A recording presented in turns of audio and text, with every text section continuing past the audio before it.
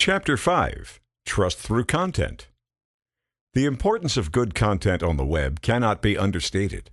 Today, content is king, and it reigns supreme across all corners of the Internet. Without good content, you really have no chance in achieving great results when it comes to SEO. So what makes good content, well, good? What is it about a specific piece of writing that makes Google want to stand up and take notice? And just how are we supposed to optimize that content for optimal positioning on Google's SERPs? When we talk about optimizing content, we need to first discuss latent semantic indexing, LSI. LSI is a technology that I discussed earlier in opening sections, but now it's important to ensure that we have a comprehensive understanding of just what it means. LSI is a mathematical computation that allows us to compare words and phrases in sentences to match up with similar words and phrases in other relevant sentences. This gives Google the capability to display similar search results on its SERPs, even if the keywords aren't a direct match. LSI is also a technology that was highlighted during one of Google's recent algorithm adjustments, the Google Hummingbird.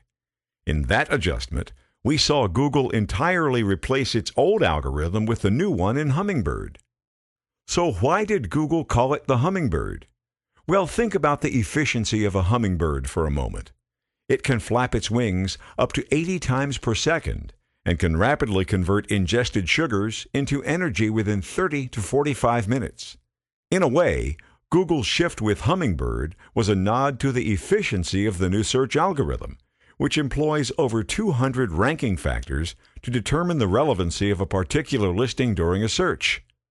Those ranking factors range from page rank to authority and quality of the content, just to name a few.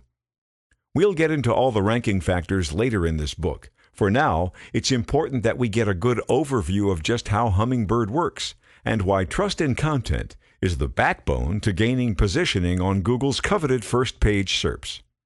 So Hummingbird's importance comes mostly in terms of its efficient LSI engine, which can accurately serve listings that are highly relevant even if the keywords don't exactly match.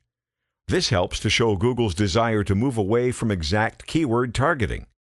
Google's mission to provide the most relevant search results quickly, of course, didn't change with the release of Hummingbird. In fact, it was enhanced. This new artificially intelligent search algorithm has somewhat revolutionized the search engine landscape. So what does all of this mean to you?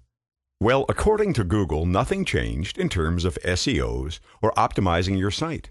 Their aim for you is the same: to produce unique, high-quality content that delivers major value. That's what they want to see. But there's also more to read between the lines here. Now that search is much more contextual, Google really is going after content that's keyword-centric, but doesn't try to over-optimize for that keyword. For example, you might write an article about 10 ways to lose weight. In the past, you would have optimized that article differently than you would today. In the past, you would ensure that you met a minimum of 2% exact match keyword density to your content, amongst other things. Keyword density just means the number of times your keyword appears in your content versus the total number of words. With that being said, you would have wanted at least 20 keywords for every 1,000 words of high-value content. Now, putting 20 iterations of 10 ways to lose weight exactly like that in an article with 1,000 words isn't impossible, but it's hard. It makes it even harder when you want that content to sound really good. This is where the LSI engine comes into play. Today, you have to take a slightly altered approach. You don't want to repeat the same keyword 20 times. If you repeat the same keyword 20 times, literally, you might be considered as an over-optimized article. Even if that article provides a high level of value, you'll want to alter your approach. Now, before we get into the specifics of just how to write your content, let's take a further look at this. LSI, as you now know, is a way to say the same thing with a variation in wording. So, 10 ways to lose weight can also become top weight loss methods, 10 highly effective diets, or best weight loss plans. Of course, we could go on and on with this.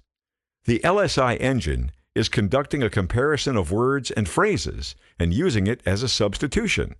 This allows Google to search out the best, most relevant, and most trusted contextual results and display those first in descending order. Content is the one area that you'll have the most control over, especially content that's on your site. Of course, authority content is another form of content that you'll have control over, but it won't be total control. There are things you can and cannot do when building out authority content. Some authority content providers don't allow you to fully control the HTML or CSS elements, or even have a certain number of links in your content. So content on your domain is the only kind of content you'll have full control of. But what you'll find as one of the most difficult tasks in SEO is actually optimizing your content for your keyword. And taking into account the new search algorithms produced with Hummingbird, you really have to hone your optimization skills here. Your content has to be keyword-centric, but not keyword-stuffed. What do I mean by this? Well, in the past, keyword stuffing was a technique used by black hat SEOs to get Google to artificially increase their rank. They would stuff keywords in the now-defunct keyword meta tag. But they would also do things like stuffing keywords with invisible text, meaning the text was made the same color as the page so you couldn't actually see it, but search engines like Google would find that text and use it in their ranking algorithms. Not anymore. Today, your content has to sound good, and it has to be optimized just the right way. Now, the 2% minimum keyword density still applies here, but not for the exact keyword itself. You want to have a minimum of 2% keyword density for both your keyword and LSI variations of it. What do I mean? Well, here's another example. Let's think about the following situation. We're running a finance blog. On that blog, we post a new article and entitle it, How to Make Money from Home. Now, how would we find LSI variations of this keyword? And what density would we use? Let's keep in mind here that we want to have a minimum of 2% keyword density, but not go beyond a 4% keyword density, including our LSI variations. That means we don't want over 40 keywords per 1,000 words of content on our site or an authority site. Now let's take our keyword, how to make money from home, and look at just how we would have to structure our content in order to hit that keyword density. Keep in mind, we'll look at the other factors when it comes to content as well. But for now, let's concentrate on this factor. 30% exact match keyword. Given our original keyword at minimum of 2% keyword density, 20 times per 1,000 words, and assuming we're writing a 1,000-word article, that means the exact match keyword would appear 30% of the time out of those 20 times, or 6 times total. 70% LSI keyword match. Given our original keyword at minimum of 2% keyword density, 20 times per 1,000 words, and assuming we're writing a 1,000-word article, that means the LSI keyword match would appear 70% of the time out of those 20 times, or 14 times total. Why is this so important? Well, this truly is the heart of your on-page optimization work. On-page? Yes, on-page SEO refers to optimization work done on your pages or content, and off-page SEO refers to optimization work done away from it, such as through authority linking. In this section, we're focusing on the on-page SEO work of constructing excellent, well-written content that provides an exceedingly high amount of value to people. So, with that being said, let's look at LSI variations of our keyword, how to make money from home. To do that, let's look at the important words here. 1. How. 2. Make. 3. Money. 4. Home. Google's concern is with these 4 words. So let's come up with variations for these 4 words.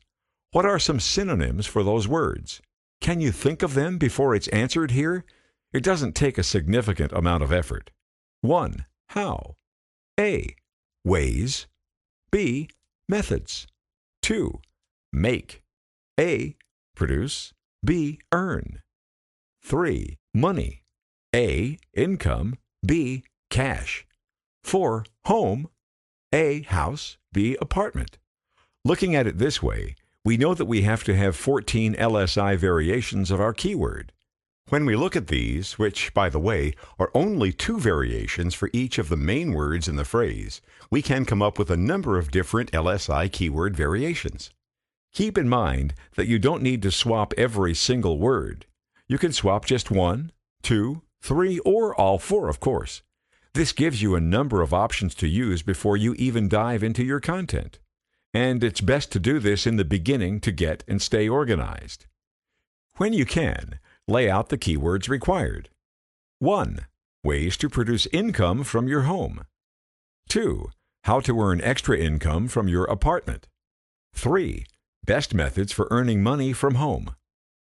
As you can see, those are just 3 variations, but the list can go on and on. This is important not only to have the LSI variations, but to have your content sound good enough to easily flow through these variations.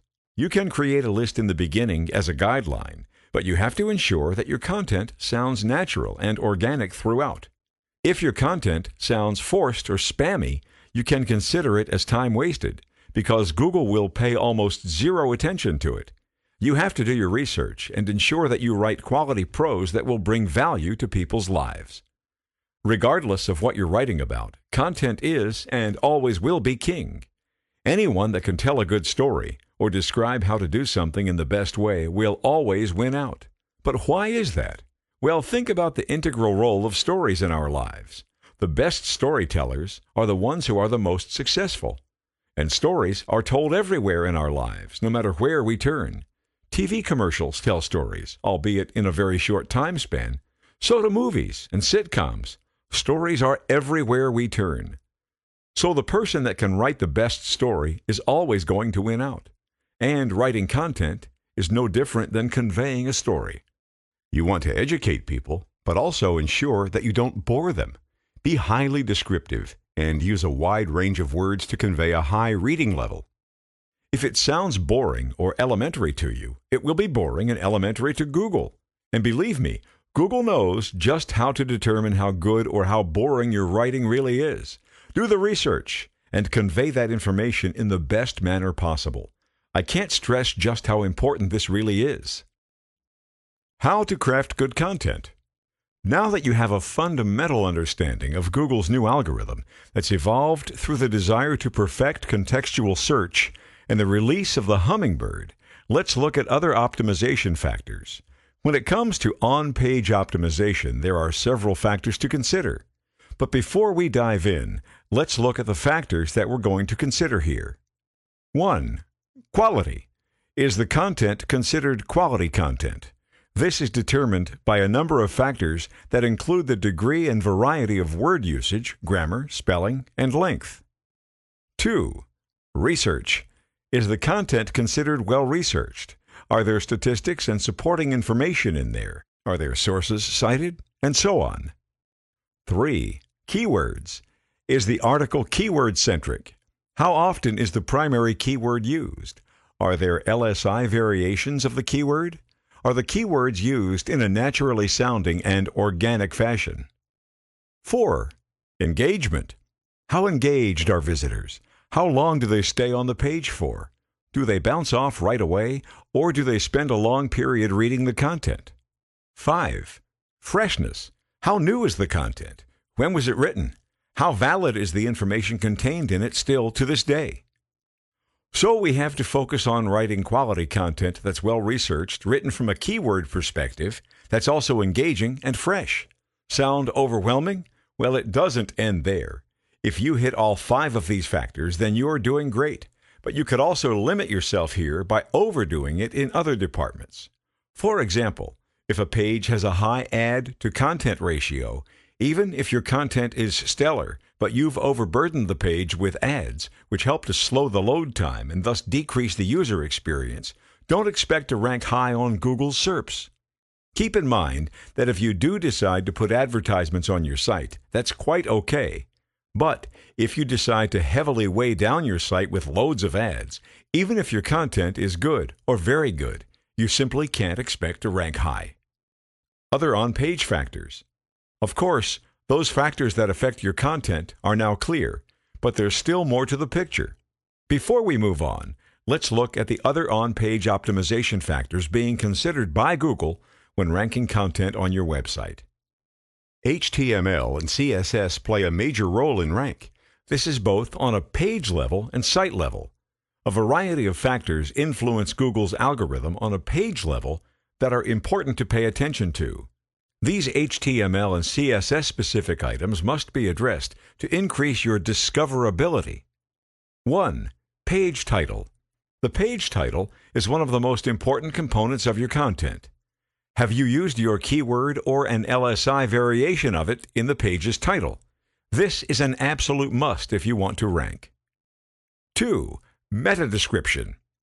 How well does the meta description tag describe what the page is about?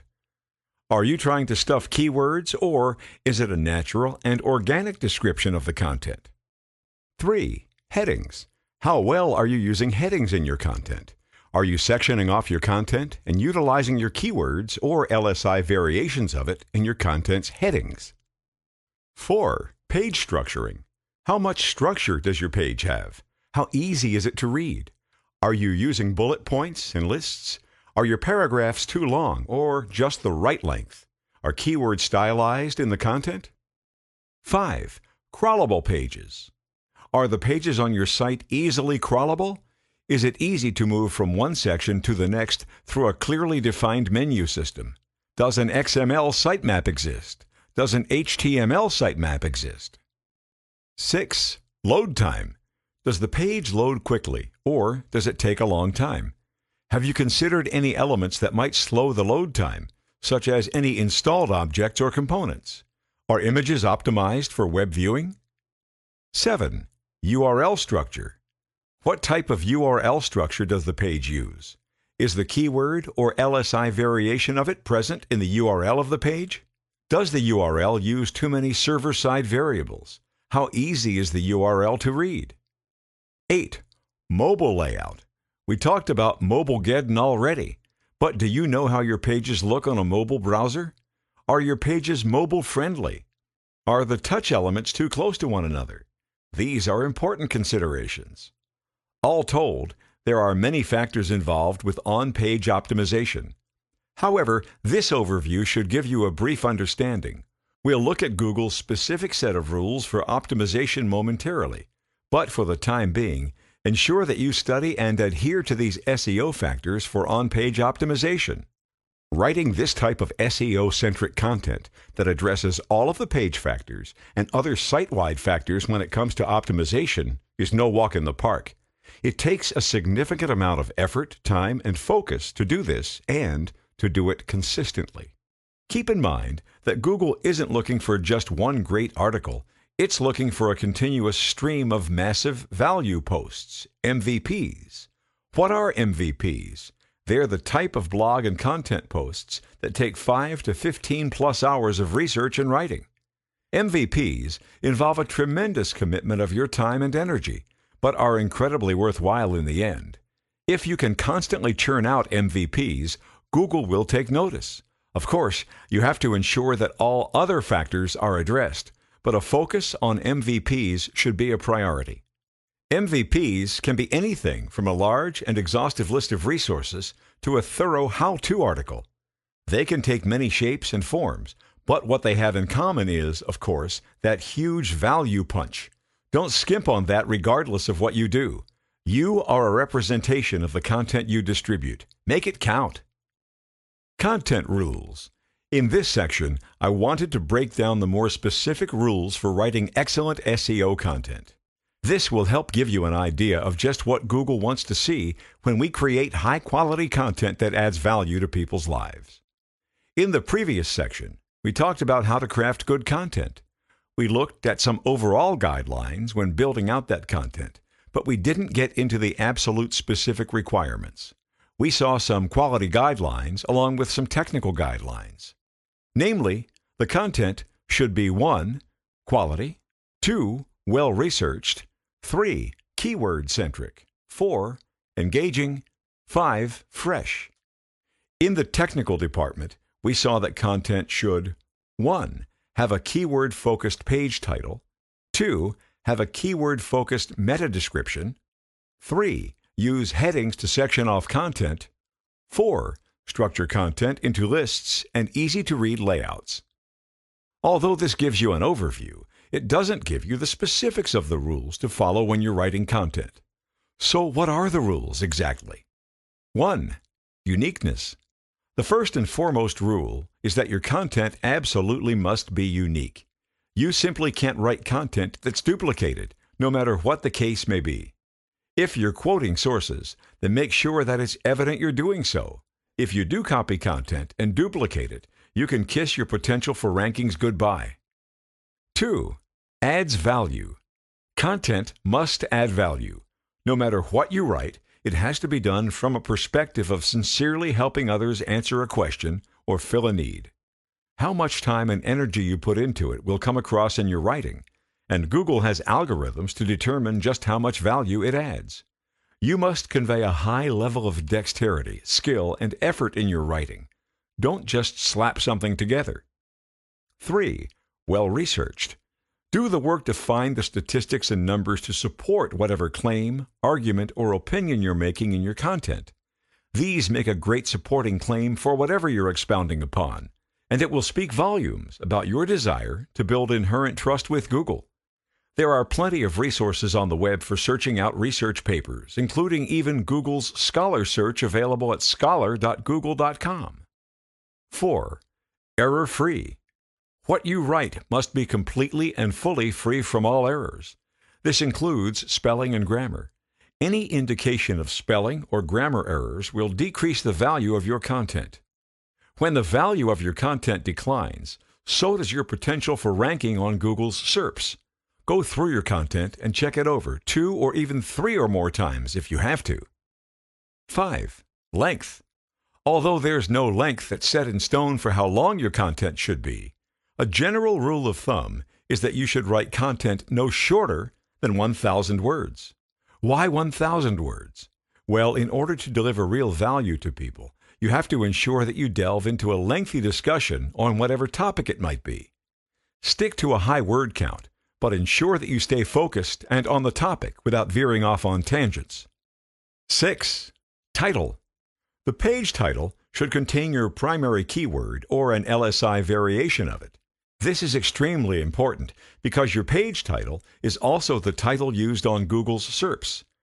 Pay extra special care to the page title and craft something that draws attention while also utilizing your keyword within 50 to 60 characters long. According to Moz.com, if you keep your titles at a maximum of 55 characters, you can expect to have the full title appear around 95% of the time during searches. 7. Meta description. The page's meta description is also the description that's displayed on Google's SERPs. Ensure that your meta description contains the primary keyword or an LSI variation of it. Ensure that the description is also well written and is between 150 to 160 characters in length and not greater. If you're using a system like WordPress to manage your site, ensure that you're able to edit the meta description with or without an added plugin installed. 8. Keyword density. The keyword density relates to the number of times your keyword appears within your content versus the number of words on the page. So, if your content were 1,000 words long, a keyword density of 2% would signify that you should have at least 20 keywords in the text. When you distribute this between exact match keywords and LSI matched keywords, you should have approximately 6 exact match keywords and 14 LSI matched keywords for every 1,000 words of content. 9. Keyword location. Getting down to the more specifics, when writing your content, ensure that you have your exact matched keyword in at least the first sentence and the last sentence. If you can't manage that, then place it in at least the first paragraph and the last paragraph. Why is this important? This drives home the point that this is a keyword-centric article. Not only is density important, but also is the keyword location. Try not to bunch all the keywords up in one place, as that would also sound forced or spammy. Write natural and organic text with an even distribution of your keywords if possible. 10. Image quality. One thing you should keep in mind when creating posts for the web is image quality. Firstly, ensure that you have the rights to use the image. You can find royalty-free images on sites like Shutterstock.com or iStockPhoto.com and others. You can also use photos under the Creative Commons license from sites like Flickr.com. Whatever you decide, make sure you can rightfully use that photo and credit your sources where possible. Secondly, ensure that the photo is sharp, as pixel density matters here. In essence, don't use low resolution or blurry photos. 11. Image name. Use hyphens to separate the image name using the page's primary keyword or an LSI variation of it. Further, ensure that you use the image alt attribute to further clarify what that image is about.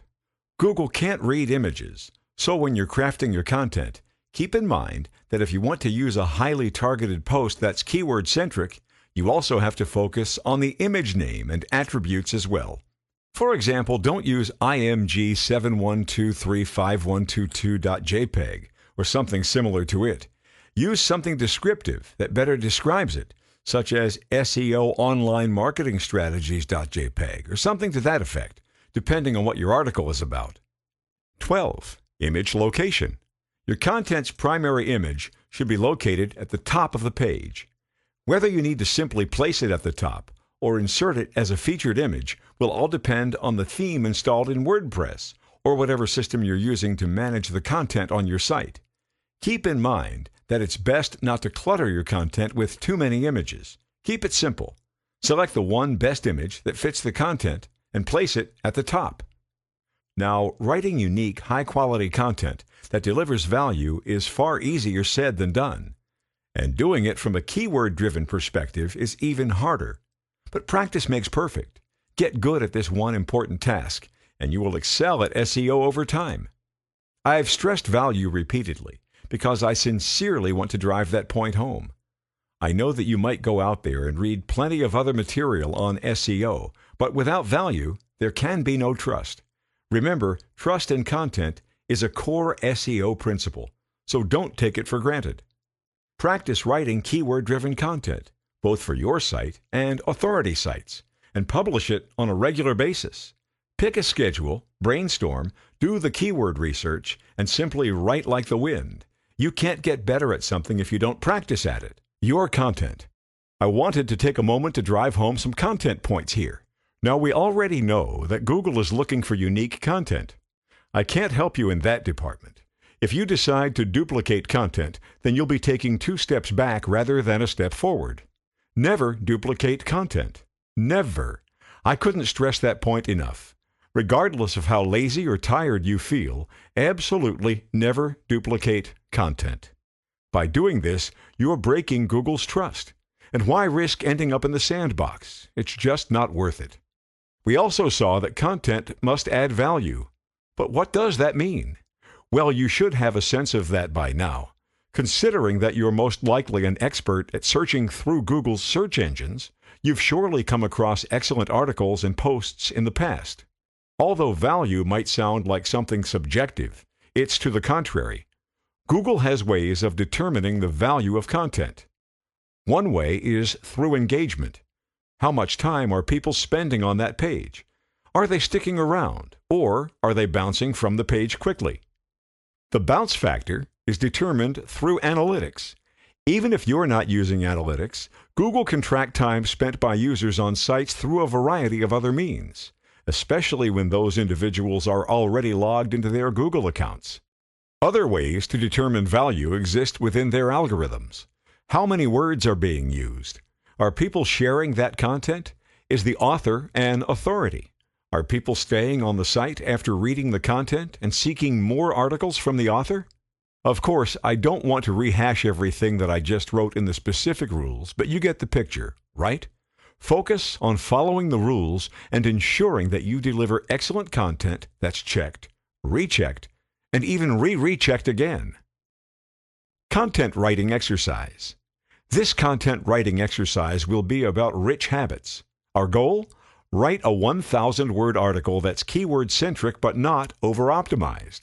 The article title is Top 5 Rich Habits, Achieving Financial Freedom, and our keyword, as you might have guessed it, is Top 5 Rich Habits. That's our exact match keyword. But can you think of some LSI-matched keyword variations here? There are several that you could come up with. Look at the words top, rich, and habits closely, and come up with some variations for them. How many LSI-matched keyword variations can you think of? Remember, we want to have roughly a 3 to 7 ratio of exact match keywords to LSI-matched keywords. But you could drop that count down to 2 to 8 if you're so inclined. Again, these are only guidelines, and the purpose of those guidelines should be to keep your writing on track for being keyword-centric. The trick here is not to over-optimize your article. If you can't sound natural and organic, then drop the keyword count so it doesn't come across as forced or spammy. The moment that your content sounds forced or spammy, you could kiss any potential ranking ability goodbye. The point of this exercise is to help convey just how we disseminate our rules into real and actual content developed for the web. Reading an article and writing it on your own are two very different things. We learn far more by doing than just by reading or hearing. Action transmutes thought into skill. So focus on drafting up a 1,000-word article that's keyword-centric around this topic. You could come up with a unique title on your own. I simply used that one to get the juices flowing. You'll most likely need to research rich habits in order to help you complete this article. While conducting your research, pay close attention to any statistics or sources that might help you with this exercise. How can you incorporate those into your writing? If you're not good at this in the beginning, don't worry. Writing, especially writing keyword-centric content optimized for Google, takes practice. But if you're a natural-born writer, then you should have no difficulty in this. Regardless, whether you're good or not, practice, practice, practice. Get out there and start doing research by Googling some popular terms. What are the first listings in the SERPs? What can you learn by reading those? Find an outlet where you can write this article on the web and actually publish it. Set up a WordPress.com account and create a subdomain. If the subdomain richhabits.wordpress.com is available, then great. If not, find another one. Keep in mind that this is an experiment in your SEO writing abilities. Find a great photo that you can use and incorporate it into your article. Rename it top-5-rich-habits.jpg or something similar, and ensure that you use the image alt tag to add your keyword in there. Also, keep in mind that although you can use LSI keywords here, if your image name starts with your keyword, then you have a far greater chance for ranking. Same thing holds true for the title tag and other elements that we'll cover in the 200+ ranking factors of Google in Chapter 9. Google's Webmaster Guidelines. Now that you have an understanding about what an ideal piece of content might look like, we have to review the framework that the content should be presented within. That framework has to adhere to the other guidelines in place by Google. The good news? Google provides this information to anyone who's seeking it out in the form of its Webmaster Guidelines. These guidelines provide a set of rules and best practices that should be used anytime you're optimizing content for search engines like Google. Now keep in mind that these are Google's Webmaster Guidelines. These are suggestions that the search giant offers to anyone out there that's looking to optimize their site and their content. This is different than the 200+ Google ranking factors that you'll see in Chapter 9. What's the difference? Well, the 200+ ranking factors involved in Google's search algorithm are a company semi-secret, not something the company discloses. No one, outside of a select small group within Google, actually has knowledge of that specific algorithm. But what we can do is piece together information from widely held public data, along with information that Google already has personally released to the public, and information based on extensive analysis of things like Google patents, press releases, and employee-distributed knowledge, such as that which comes from Matt Cutts. Although we've already seen a brief overview of the factors involved, this Google distributed set of rules and regulations will give you a more complete understanding of just what it takes to rank. This should paint you a bigger picture, so to speak, on just what it takes to ensure that your SEO is done the right way. Google breaks its guidelines down into 3 distinct sections. 1. Design and content. These relate to the appearance and layout of the site itself. While these can be considered as aesthetic guidelines, they also have to do with the particular layout of the content itself, giving them a functional purpose as well. A. Site hierarchy and text links. From a functional standpoint, Google's aim to provide a rich user experience has much to do with how easy a site is to navigate. More likely than not, you've had this experience yourself in the past, with both sites that were easy to navigate and those that were hard to. Easily navigable sites are critical in Google's eyes because they assist with the efficient dissemination of data by allowing users to quickly move from one section to another without a lot of confusion and easily find the answers to their questions. B. Offer a sitemap to users. A sitemap helps users navigate your site.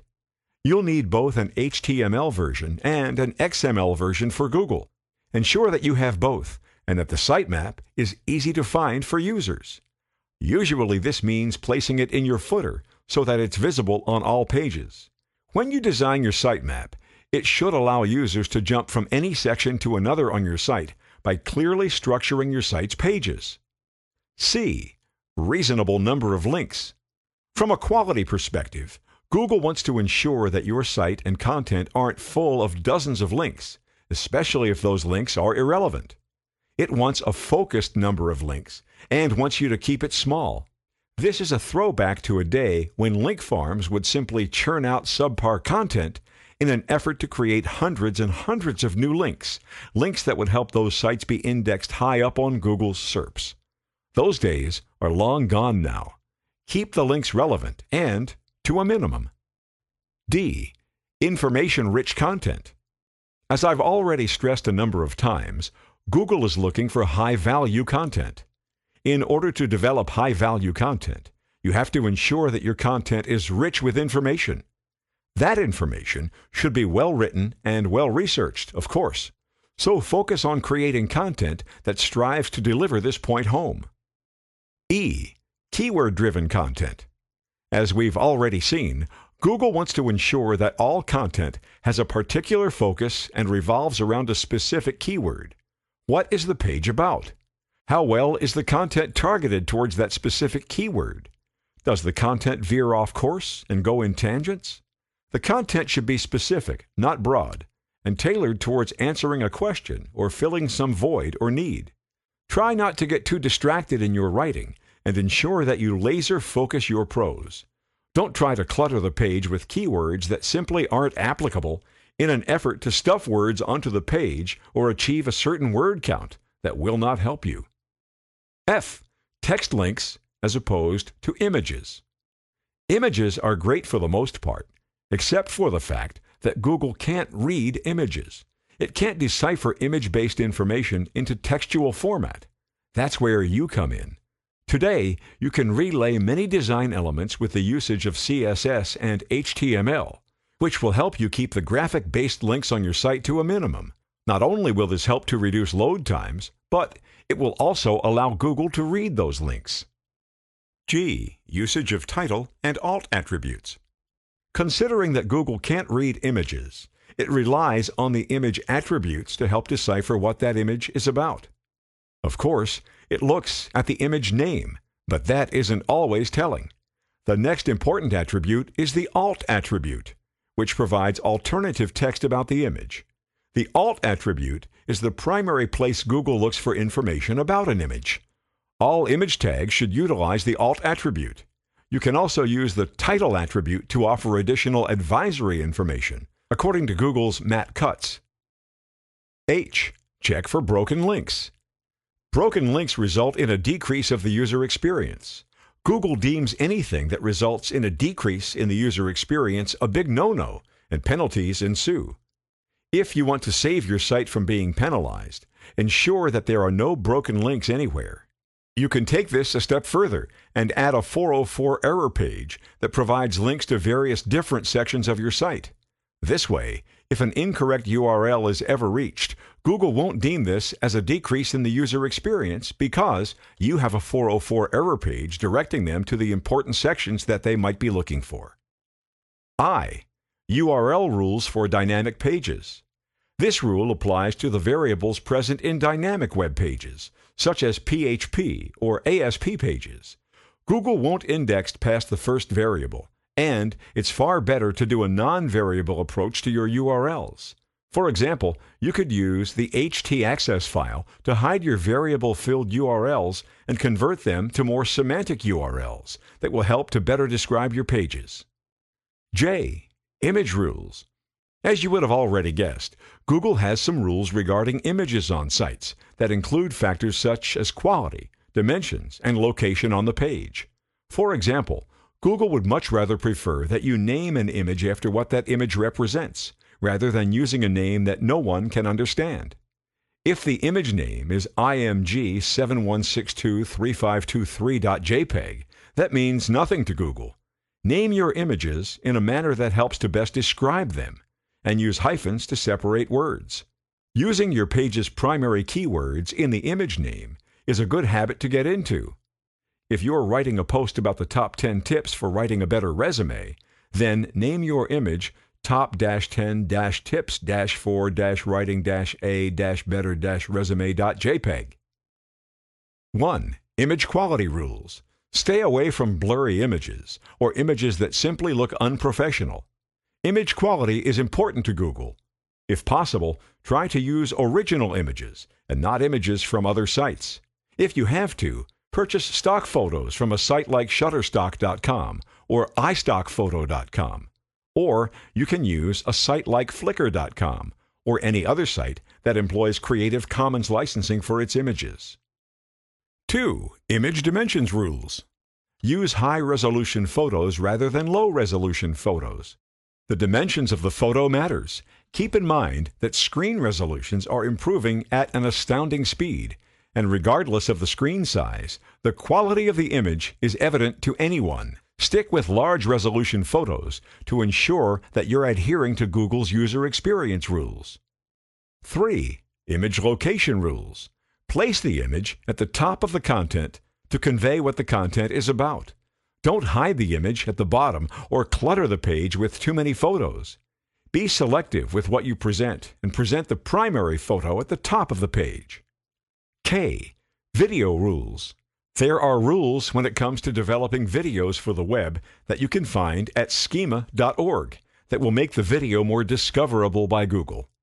The search engine is continuously improving its algorithms for videos, and videos help to make an enormous impact on the page rank of a given page, especially if that video coincides with the content. Learn all about microdata and video rules through schema.org if you're engaging in any major video endeavors. 2. Technical.